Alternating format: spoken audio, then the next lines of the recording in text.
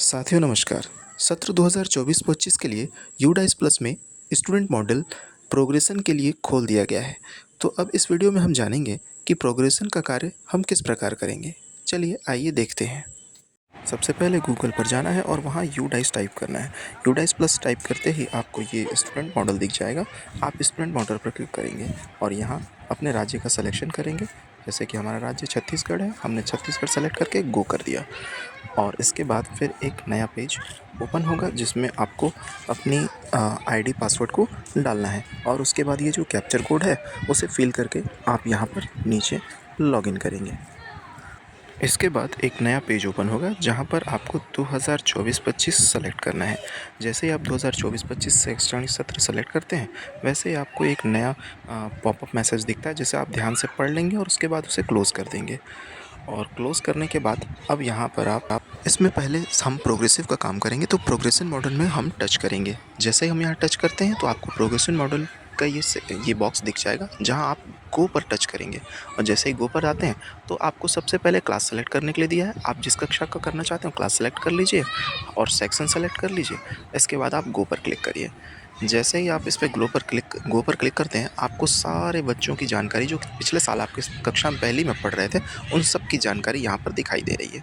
अब इन्हीं बच्चों के आपको सारे डिटेल ध्यानपूर्वक एकदम ध्यान से भरने हैं। जैसे कि सबसे पहला ऑप्शन में आप ध्यान से देखें, सबसे पहला ऑप्शन में प्रोग्रेसिव स्टेटस के बारे में दिया हुआ है। यहाँ पर promotion at pass with exam, not promoted, not pass, repeater, promoted pass without exam, ये सारी चीज़ें दी हुई है। आपको जो भी इसमें लगता है वो आपको सेलेक्ट कर लेना है। जैसे कि हमारा बच्चा प्रमोट हुआ है पास करके एग्ज़ाम, तो हम पहला ऑप्शन वहाँ पे चुनेंगे। इसके बाद बच्चे का जो पिछले साल परीक्षा परिणाम जो रहा होगा, जितने भी परसेंट उसने हासिल किए होंगे उस परसेंट को यहाँ पर आपको लिखना है। और उसके ठीक नीचे number of day school attendance, यानी पिछले साल गत वर्ष में वो कितने दिन आपकी शाला में आया, इसकी जानकारी आपको वहाँ लिख देनी है। और इसके बाद आपको यहाँ पर स्कूल स्टेटस सेलेक्ट करना है। जैसे कि अगर वो बच्चा आप ही के स्कूल में पढ़ रहा है तो आप स्टडी इन सेम स्कूल करेंगे। इसके बाद आपको यहाँ कक्षा प्रदर्शित हो जाएगी और वहाँ पर आपको सेक्शन सेलेक्ट कर देना है।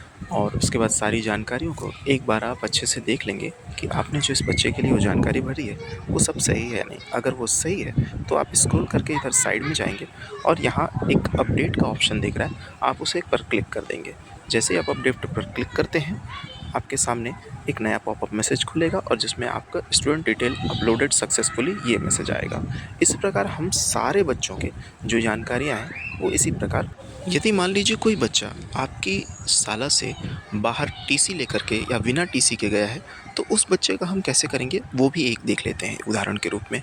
जैसे कि इस बच्चे का जो हमने मार्क्स वगैरह भर दिया, अब ये स्कूल से टीसी लेकर के दूसरे स्कूल गई है तो इसमें हम लेफ़्ट स्कूल विद टीसी ये ऑप्शन चुनेंगे। और आप इसके बाद देखिए कि सेलेक्ट क्लास में आपको सेक्शन सेलेक्ट करने के लिए कोई ऑप्शन नहीं दे रहा। और जैसे ही आप इसका अपडेट करते हैं तो आपसे एक बार कंफर्मेशन के लिए ये पूछेगा कि are you sure update the student record with left school with TC without TC, तो आपको वहाँ पर कंफर्म पर सेलेक्ट कर देना है अगर वो बच्चा आपकी शाला से बाहर चला गया है तो वो भी टीसी के साथ। तो जैसे ही आप करते हैं तो स्टूडेंट डाटा सक्सेसफुली यहाँ पर आ जाता है। और यही सेम चीज़ आपको कक्षा 5वीं और कक्षा 8वीं के बच्चों के लिए भी करनी है। इस चीज़ का ध्यान रखें। जब सभी क्लासेस के डाटा हम इस प्रकार कंप्लीट कर लेंगे तो सारे डाटा का एक बार मिलान कर लें और मिलान करने के बाद हर क्लास का जब मिलान हो जाए तो उसके बाद इसे फाइनलाइज करना है। यहाँ नीचे ब्लू में देखिए आपको दिख रहा होगा फाइनलाइज।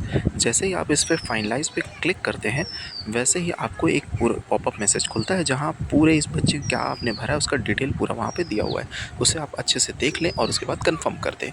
और कन्फर्म करने के बाद प्रोग्रेसिव एक्टिविटी कंप्लीट का एक आपके पास मैसेज आ जाएगा। इस प्रकार हम सारे क्लासेस का इसी प्रकार कंप्लीट करते जाएंगे। फाइनलाइज करने से पहले आप एक बार जब सभी जानकारियों को एक बार चेक ज़रूर कर लें, क्योंकि यदि आपको लगता है कि फाइनलाइज के बाद भी कुछ सुधार की आवश्यकता है तो आप यहाँ करेक्ट करके इसे यहाँ पर कोई जानकारी अपनी चाहें तो आप अपडेट कर सकते हैं। और फिर भी इसे ध्यानपूर्वक भरें ताकि इसकी आवश्यकता ना पड़े।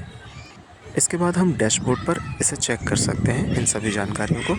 पर यहाँ अभी 0 ही दिखा रहा है, लेकिन फिर भी आप इसमें लास्ट में जाकर के व्यू मैनेज में क्लिक करते हैं तो आप देख पा रहे होंगे कि सारे बच्चों की जानकारियाँ अपडेट की जा चुकी हैं।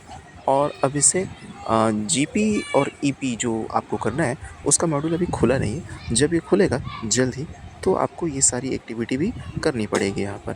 फ़िलहाल अभी के लिए इतना ही इसमें करना है। धन्यवाद।